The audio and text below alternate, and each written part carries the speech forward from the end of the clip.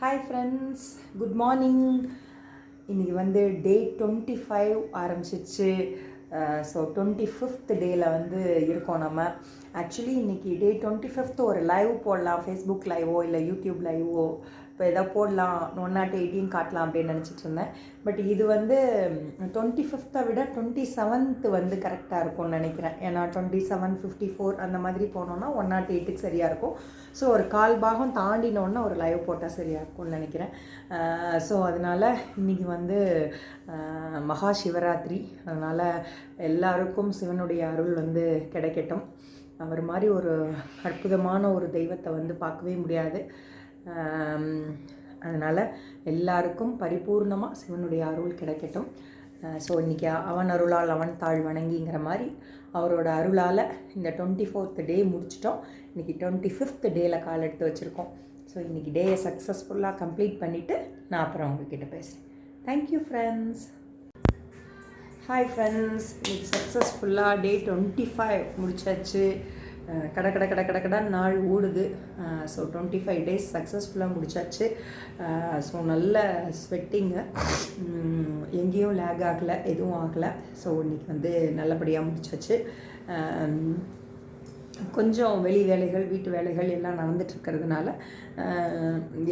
அந்த டைமிங் மட்டும் நமக்கு கொஞ்சம் மிஸ் ஆகுது. அதனால் அதை கொஞ்சம் பார்த்து பண்ணிட்டோம் அப்படின்னா உடம்பு வந்து இன்னும் கரெக்டாக இருக்கும். அதாவது 4:30 அப்படின்னா 4:30 அதுக்கு வந்து நம்ம ஆரம்பிக்கணும் அப்படிங்கிற மாதிரி ஒரு கரெக்ட் பேட்டர்னை வந்து நம்ம உடம்புக்கு கொண்டு வந்தோம் அப்படின்னா அந்த 4:30க்கு வந்து ஆட்டோமேட்டிக்காக நமக்கு வந்து மனசு அப்படியே சொல்லிகிட்டே இருக்கும்.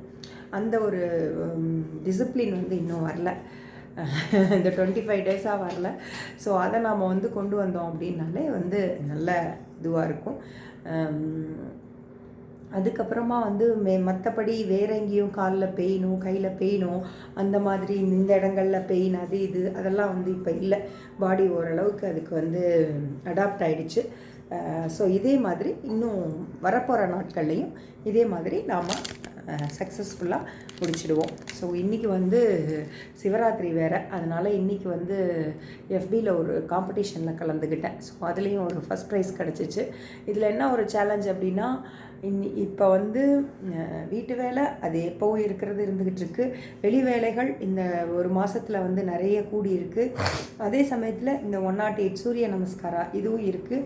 இதோட வந்து ஒரு போட்டிக்கு எழுதணும், கலந்துக்கணும், யோசிக்கணும் அப்படின்னா அதுக்கு எல்லாமே வந்து நமக்கு டைம் ஆகும்.